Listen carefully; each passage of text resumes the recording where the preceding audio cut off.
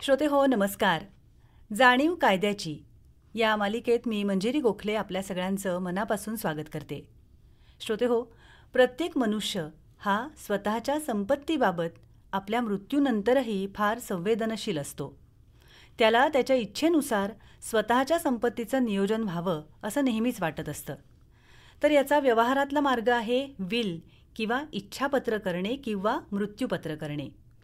आपण सगळेच जण कायद्याच्या जगात राहतो, त्यामुळे प्रत्येक गोष्ट ही आपल्याला कायद्यानेच ठरवायला लागणार आहे. आणि गोष्ट जर का कायद्याने ठरणार असेल तर तुम्ही तुमच्या इच्छांना कायदेशीर रूप हे दिलं पाहिजे. आणि यासाठीच आजच्या जाणीव कायद्याची या मालिकेत आम्ही याच विषयावरती चर्चा करण्यासाठी आमंत्रित केले ॲडव्होकेट गौरी शेवडे देसाई यांना. नमस्कार गौरीताई. नमस्कार. कार्यक्रमात आपलं स्वागत आहे. धन्यवाद. तर पहिलाच बेसिक प्रश्न आपल्याला विचारते की मुळात मृत्यूपत्र का करायचं? कसं असतं की आपण जेव्हा जगत असतो तेव्हा सगळ्यात जास्त आपल्याला भीती कसली वाटत असेल तर ती मृत्यूची भीती वाटत असते.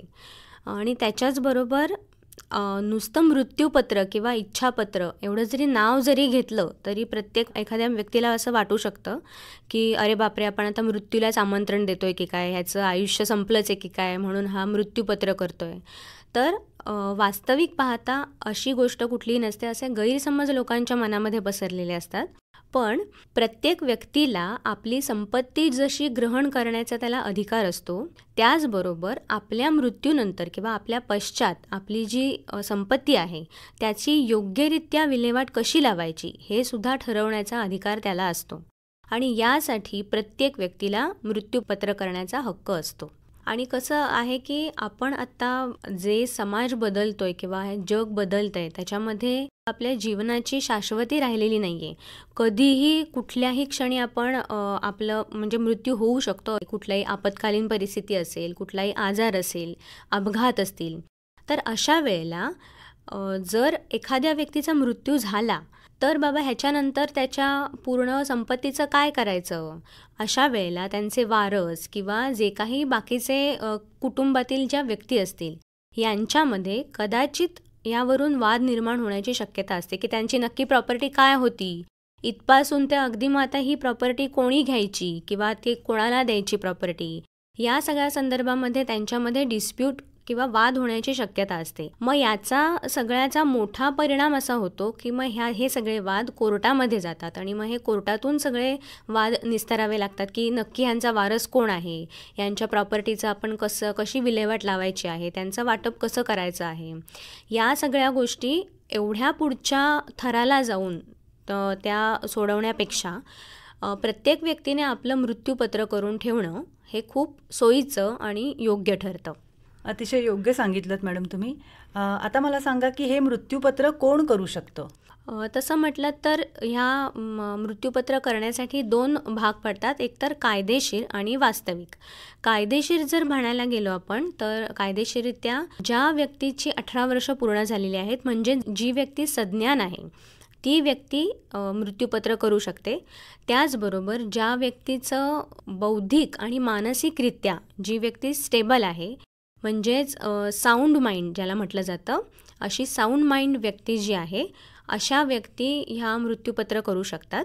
हा झाला एक कायदेशीर भाग. त्याच्याचबरोबर वास्तविक भाग त्याचा असा आहे की जेव्हा एखादी व्यक्ती काही संपत्ती ग्रहण करायला लागते, जेव्हा एखादी व्यक्ती काही कमवायला लागते, तेव्हा ती व्यक्ती आपलं मृत्यूपत्र करून ठेवण्यास योग्य किंवा सक्षम होऊ शकते. म्हणजे ती कितीही असेल त्याची प्रॉपर्टी, पण त्यासाठी ती एकदा प्रॉपर्टी संपादन करायला सुरुवात केली की ती व्यक्ती मृत्यूपत्र करायला सक्षम होऊ शकते. आपल्या भारतीय वारसा कायदा 1925 कलम 2 याच्यामध्ये मृत्यूपत्र किंवा इच्छापत्र यांची व्याख्या देण्यात आलेली आहे. मृत्यूपत्र म्हणजे मृत्यूपत्र करणाऱ्याने त्याच्या मृत्यूनंतर त्याच्या सर्व प्रकारच्या मालमत्तेची विल्हेवाट कशी लावावी यासंबंधी कायदेशीर रीतीने घोषित केलेले इच्छा होय. याच्यामध्ये चल आणि अचल या दोन्हीही प्रॉपर्टीचा, संपत्तीचा याच्यामध्ये उल्लेख केला जातो किंवा दोन्ही संपत्ती याच्यामध्ये इन्क्लूड होतात. त्याच्याचबरोबर मृत्यूपत्र हे एक असं दस्तऐवज आहे की ज्याच्यामध्ये मयत व्यक्तीच्या इराद्यांची किंवा इच्छांची अंमलबजावणी करण्यासाठी त्याच्या मागे जिवंत असलेल्या व्यक्तींना ते मृत्यूपत्र हे दस्तऐवज दिलं जातं. मृत्यूपत्र म्हणजे मयत व्यक्तीची ही शेवटची इच्छा असते. मृत व्यक्तीचा असा इरादा त्याच्या इच्छेनुसार अत्यंत आदराने आणि पवित्रतेने अंमलात आणला गेला पाहिजे. मृत्यूपत्राकडे सामान्य दस्तऐवजापेक्षा वेगळा विशिष्ट दस्तऐवज म्हणून बघितले जावे. मृत्यूपत्र हे असे एक घोषणापत्र आहे की ज्याद्वारे मृत्यूपत्र करणाऱ्याने त्याच्या मृत्यूनंतर करण्यात येणाऱ्या व्यवस्थेची इच्छा व्यक्त केलेली असते. अच्छा, आता तुम्ही असं म्हटलं की कोणतीही जी कमावणारी व्यक्ती आहे ती आपलं मृत्यूपत्र करू शकते, तर याला काही वयाचं बंधन आहे का? कारण कुठल्याही वयापासनं ती व्यक्ती कमवू शकते, तर असं काही आहे का? बरोबर. आपण कुठल्याही वयामध्ये, मी मगाशी म्हटलं तसं की 18 वर्ष पूर्ण झालेली कुठलीही व्यक्ती हे आपलं जे मृत्यूपत्र आहे ते करू शकते. अगदी वयाच्या 30-35 वर्षापासून आपण मृत्यूपत्र आपलं करू शकतो.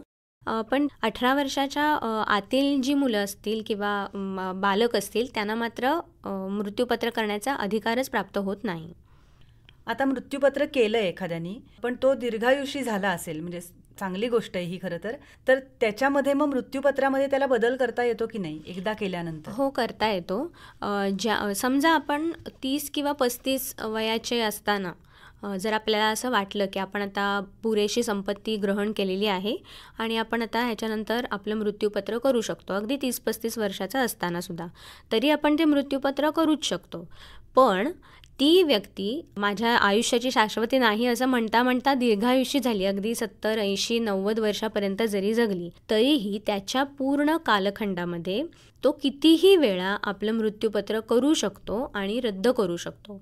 म्हणजे मी आज मृत्यूपत्र केल्यानंतर मला काही काळानंतर परिस्थिती बदलली, माझ्या मृत्यूपत्रामध्ये मला अजून काही चेंजेस करायचे असतील, मला माझ्या मृत्यूपत्रात काही ॲड करायचे असतील संपत्ती, किंवा ज्या व्यक्तीला मला एखादी संपत्ती द्यायची आहे त्या व्यक्तीला न देता मला अजून दुसऱ्याच व्यक्तीला ती संपत्ती द्यायची असेल, अशा परिस्थितीमध्ये असे बदल आपण आपल्या मृत्यूपत्रामध्ये करू शकतो. पण जेव्हा एखादा आपण बदल करतो, तो केल्यानंतर जे मृत्यूपत्र नव्याने तयार होईल ते नव्याने केलेलं मृत्यूपत्र हे शेवटचं मृत्यूपत्र धरून आधी जे मृत्यूपत्र आपण केलेलं असेल ते मृत्यूपत्र रद्द होतं.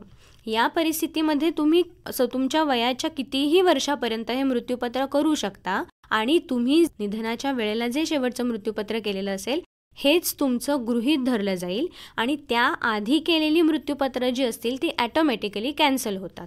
अच्छा, म्हणजे तुम्ही कितीही वेळेला मृत्यूपत्र बदलू शकता? हो, बदलू शकतो. आता हे मृत्यूपत्र करण्यासाठी काहीतरी कायदेशीर गोष्टी असतील, तर ते कसं करायचं असतं? मृत्यूपत्र कसं करावं किंवा कसं लिहावं या संदर्भात सुद्धा काही लोकांच्या मनामध्ये शंका असतात.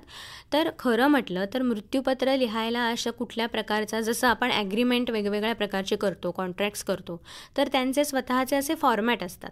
पण याच्यामध्ये कुठल्याही प्रकारचा असा वेगळा फॉर्मॅट नसतो. मृत्यूपत्र करताना कुठल्याही फॉर्मॅट वापरला जात नाही. त्याचबरोबर मृत्यूपत्र करताना कुठल्याही अशी स्पेसिफिक भाषा अशी वापरली जात नाही.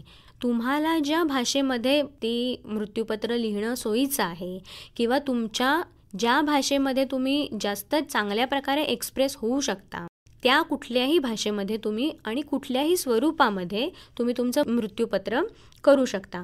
फक्त त्याच्यामध्ये महत्त्वाचा प्रश्न असा असतो की ते जे मृत्यूपत्र आहे ते स्पष्टपणे व्याकरणदृष्ट्या ते स्पष्ट आणि शुद्ध असं असलं पाहिजे, जेणेकरून जेव्हा हे जे मृत्यूपत्र असतं हे मृत्यूपत्र शाबित करायची वेळ कधी येते ही तुमच्या मृत्यूनंतर येत असते. त्याच्यामुळे तुम्ही त्यावेळेला तिथे त्यांचं इंटरप्रिटेशन करायला, त्याचं शाबित करायला तुम्ही नसणार आहात. त्याच्यामुळे ते लिहिताना इतकं सुस्पष्ट लिहिलं पाहिजे की त्याच्यावरून कुठल्याही प्रकारचं मिस इंटरप्रिटेशन होणार नाही, त्याचे दोन कुठले अर्थ निघणार नाहीत अशा प्रकारे, आणि एवढं ते स्पष्ट लिहिणं गरजेचं असतं. अदरवाईज त्याला बाकी कुठल्याही प्रकारचा फॉर्मॅट किंवा कुठल्याही प्रकारचा असा एक वेगळा साचा असा कुठलाही नसतो त्याला.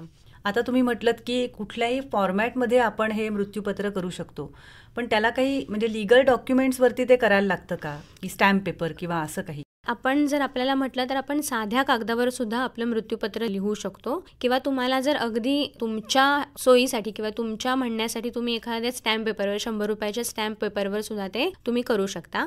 मॅडम, तुम्ही आता जसं म्हटलत की पुढे काही त्याच्यावरनं डिस्प्यूट्स होऊ नयेत म्हणून मृत्यूपत्र करावं.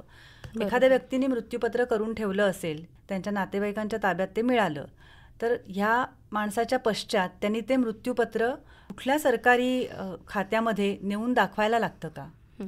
मृत्यूपत्राने ती जी काही संपत्ती आहे, ती संपत्ती त्या स्पेसिफिक ज्या व्यक्तीचं नाव लिहिलेलं असेल त्या व्यक्तीला ती मिळणार असते.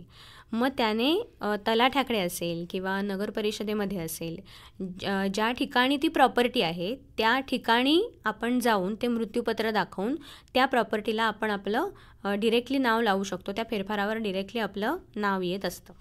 एखाद्या व्यक्तीने मृत्यूपत्र केलं, त्याच्यामध्ये आपल्या संपत्तीचा वारस त्यांनी घोषित केला, पण अजून एखादा वारस त्याचा असेल तर तो त्याच्यावरती काही दावा सांगू शकतो का, की नाही मला पण ह्यातला काही हिस्सा हवा, असं काही करता येतं का? असं जर करायचं असेल तर त्याला डायरेक्ट आपला जो काही म्हणणं असेल ते आपल्याला डायरेक्ट कोर्टामध्ये मांडावं लागतं. कारण मृत्यूपत्र हे शेवटचं अखेरचं असं दस्तऐवज असल्यामुळे त्या मृत्यूपत्रामध्ये ज्या वारसांची किंवा ज्या व्यक्तींची नावं लिहिलेली असतील किंवा ज्या व्यक्तींच्या नावावरती संपत्ती दिलेली असेल त्याच व्यक्तीच्या नावाने ती संपत्ती जाते. पण अशा वेळेला एखादा समजा त्याच्यामध्ये वारस असेल की ज्याला डावलला गेलेला आहे किंवा त्याला नाही दिली गेलेली आहे संपत्ती, तर अशा वेळेला आपण कोर्टामध्ये या सगळ्या संदर्भामध्ये आपण त्या मृत्यूपत्राच्या ग्राह्यतेसंदर्भात आपण दावा दाखल करू शकतो, किंवा की आम्हीही याचे वारस आहोत, हे जे काही मृत्यूपत्र केलेलं आहे ते खोटं आणि खोडसाळ असं दाखल केलेलं आहे, आम्हाला आमचा ह्याच्यामध्ये हिस्सा होता, हे सगळं कोर्टामध्ये आपण त्याची केस दाखल करून मग त्याच्या मृत्यूपत्राच्या शाबिती संदर्भामध्ये इथे प्रश्न निर्माण होतो. अच्छा, म्हणजे केस वेगळी दाखल करायला लागते त्याच्यासाठी. एखाद्या व्यक्तीला मृत्यूपत्र स्वतःचं करायचं असेल तर त्यांनी काय करायचं पुढे, म्हणजे कुठल्या व्यक्तीला साक्षीदार म्हणून बोलवायचं किंवा कुठली कागदपत्र त्याला जोडायला लागतात का? खरं तर मृत्यूपत्र करताना आपली ज्या संपत्तीचं आपण वर्णन त्याच्यामध्ये केलेलं आहे त्या संपत्तीचे कुठलेही कागदपत्र त्याला जोडणं खरं बंधनकारक नसतं.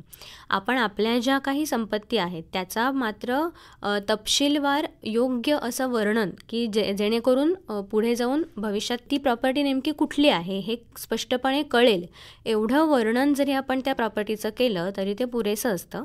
त्याच्यासाठी कुठल्याही प्रकारचं कागदपत्र त्या प्रॉपर्टीचा जोडण्याची तशी आवश्यकता नसते.